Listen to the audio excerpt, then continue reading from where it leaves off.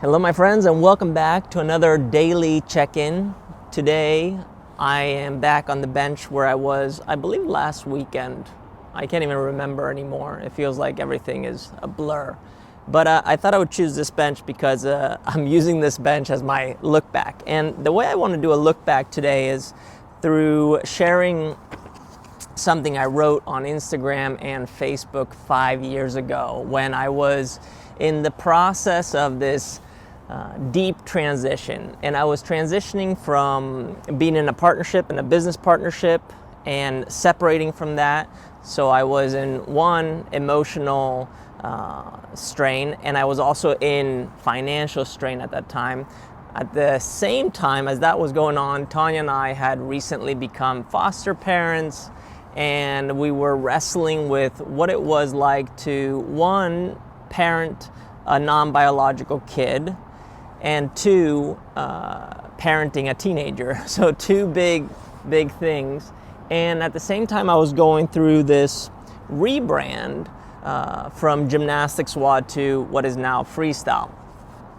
And on top of that, I had this amazing imposter syndrome going on because I was a New York Times bestseller in a subject matter that I was having a hard time feeling passion for anymore. So yeah, it was a tough time, and I wrote this, and I'm gonna read this caption to you and take it for what it is, and then I'm gonna reread the caption, but I'm gonna make some notes, and I'm gonna show you the subtle changes or observations that I have made in reading this caption. So this is how it goes.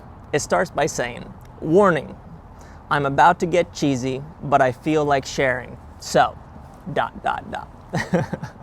Here's the title, The Art of Vulnerability. And here it goes. Letting our guard down and allowing all our feelings to flow through our bodies is scary, but also so damn healing. I've always been an emotional person, but society has tried to steer me away from that. It tells me I should learn to not show emotion so that I can be strong.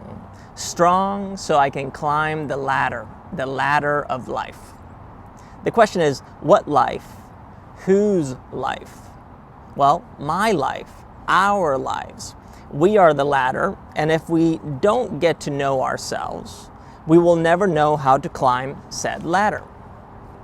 What we feel is who we are in this very moment. If you aren't feeling right, in quotation marks here, I encourage you to take a minute, and let your guard down and be vulnerable. Feel what you need to feel and sit with it. It's not going to kill you, just reveal you. Don't be afraid, as on the other end, you will find a new you, the real you. Anyways, I read this morning, and I was like, oh, that was pretty good, pretty insightful. But I'm gonna reread it now, and I'm gonna share some of my observations, okay? First and foremost, I start the caption by saying, warning, as if something dangerous was about to happen. And what I was really doing was prepping the reader, the viewer, the person that I had been talking to for so long, that I'm about to say something off topic. And I was worried, I was scared. What are people gonna think if I say this? And then I follow by saying, I'm about to get cheesy. Meaning I'm justifying what I'm about to say. And I'm saying cheesy as something almost like degrading. I was already putting myself down before I even said what I wanted to say. And then I said, but I feel like sharing, so. and that part is the rebel in me coming out, saying, F it, I'm just gonna say this, okay? Whether it's cheesy or not. So that's kind of funny. Anyways, and then here goes the title, The Art of Vulnerability. The reason this is funny to me is because in my heart, I've always seen myself more as an artist than as anything else. And it's funny because I can't really draw, I can't really paint, I can't play music, I can't really write. Can you see the narrative? I'm telling myself this story that I can't do all these things that are supposedly artistic and creative. And it was funny because back then I really believed that I was not an artist. But now I'm starting to really lean into this side of me, which is a creative, is an artist, has artistry. And it's cool to see the evolution from that. And then I also, in that title, I say the word vulnerability, a very cliche word now, very in, if you will. And it's just funny to read it looking back because vulnerability is so complex. And unfortunately, the word right now has lost a little bit of meaning and power, in my opinion. Anyways, as soon as I get into this caption, I say, letting our guard down and allowing our feelings to flow through our bodies is scary. Yeah, that's true. It can be scary to feel, but also so damn healing. The fact that I put damn into that sentence, my observation is that I was trying to be tough, a tough guy, when in reality I'm just a sensitive dude. So it's just funny to see that I said damn because, you know, I wanted to be tough. I was in the fitness scene, CrossFit, we're going for it, we're sending it, and it's just a funny adjective to use, damn healing, like we're damned to be healed. Anyways, moving forward here, I've always been an emotional person. Yeah, that's true. But society has tried to steer me away from that. This, my friends, is my victim mentality coming out. As if society is telling me what to do. Yes, there are rules, there are laws that we all abide by, but society is not steering us in any direction if we are aware. And in other words, what I was really trying to say here is that we are all a product of our environment. And we get to participate in how we are a product of our environment, and not just participate, but change our environment. That's the beauty. And it's pretty cool to look back and see that back then I was seeing myself as a victim, which at times comes out now, but it's no longer the case. I follow by saying, it tells me I should learn to not show emotion so I can be strong. Strong so I can climb the ladder of life. In this sentence, what I'm trying to say is that we're all seeking for this progression or this ladder, so to speak, that we can climb that guarantees that we're doing the right thing, we're achieving the right things, we are modeling the right behavior. And I chose the word life there instead of saying fitness or the corporate ladder or the money ladder, because I saw everything as a game. And this was one of the first times I was daring to say life in that way. And one of the reasons I was scared of using life was because when I wrote Freestyle with Tony Sherbandi and we had the subtitle Maximizing Life and Sport Performance, my business partner at the time said, you can't incorporate life there. You know nothing about life. And I believed him. I still know nothing about life, but I have a feeling about life, and that's what I'm exploring, and that's why I'm sharing these things. And I continue to work on being a coach because I believe that anything that we are coaching transcends into every aspect of life. So there's definitely something there. That's my little cheeky way of saying, take that, son.